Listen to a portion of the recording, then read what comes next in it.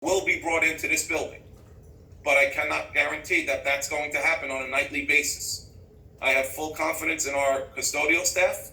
There are checklists and logs placed right now in every office space that will also be put in every classroom. And that allows for more accountability, that that location has been properly sanitized.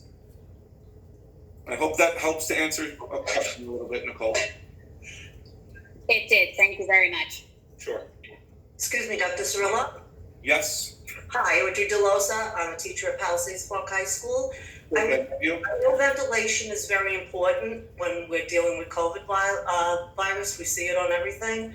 What's being done about the broken windows in the high school that don't open?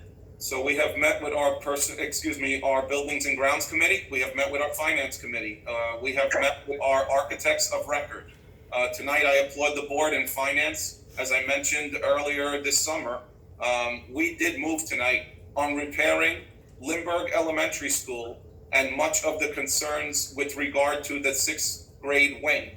In addition, very next on our agenda with our architects is very likely going to be to go out to bid to ensure, and Audrey, I cannot say it publicly that every classroom will have every window that is operational, but multiple windows must provide for proper ventilation in every classroom. That is part of the restart. That is not my decision. That very likely will go out to bid and be awarded to a contract, maybe at a special meeting in a couple of weeks. But we are working hard right now to address any rooms that do not allow for proper ventilation.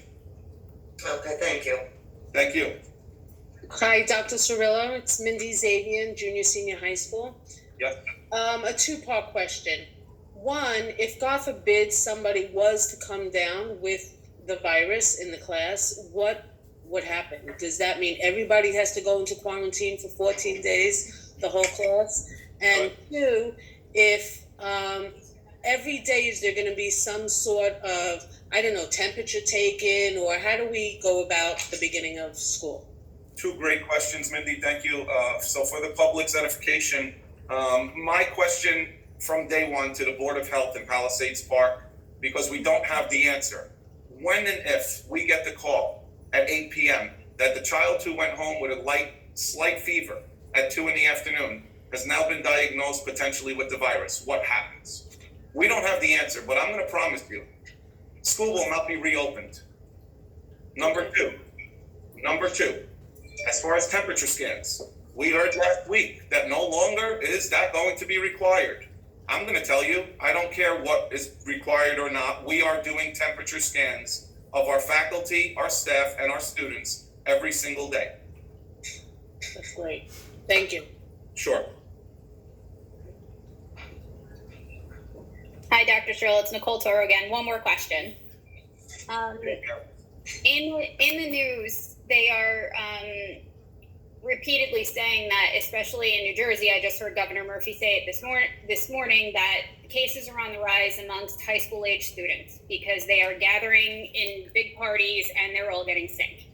With that said, can we require those high school students to wear masks? I know you said you weren't going to do it right now, but with these numbers on the rise of that particular age group, the age group that will attend the junior, senior high school, I feel like that's a precaution that could definitely safeguard many more people from getting this virus.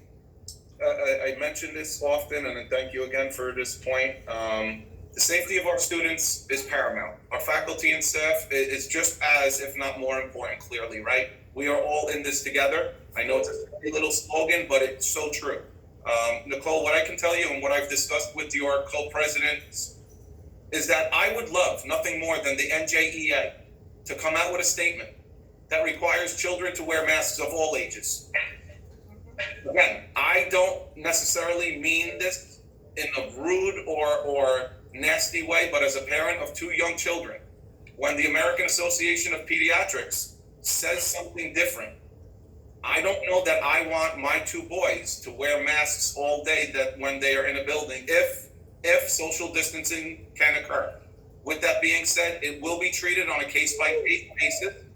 I will continue to work with the health department, but I would also ask that we continue to work together with your co-presidents, PPEA, and I know they're partnering with the NJEA, and I fully expect more information on that subject that you just talked about with the young adult population to come forward very soon. Okay, thank you. Thanks.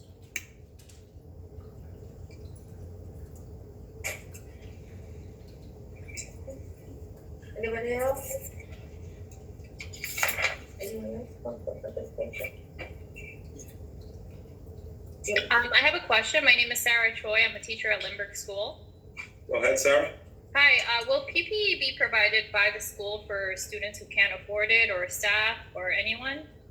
Yes, so I can tell you, and I thank the board for this. I, on behalf of the board, have purchased cloth masks, not the blue one that I'm wearing that's disposable. A cloth mask that, whether you choose to wear it or not, can be washed on a daily basis. I'm not expecting everyone to do laundry every night, but we are going to provide our faculty with one. I believe mine is actually in my car at this point. It speaks to Tiger Strong, I believe, with a paw print.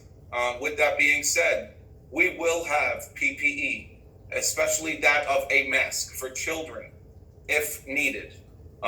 Again, is it going to be every day, all day, 5 a day?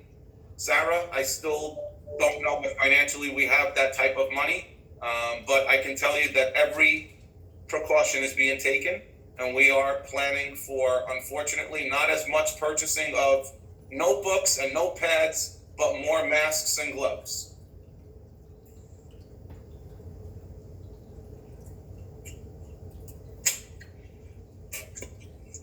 Any more audience participation?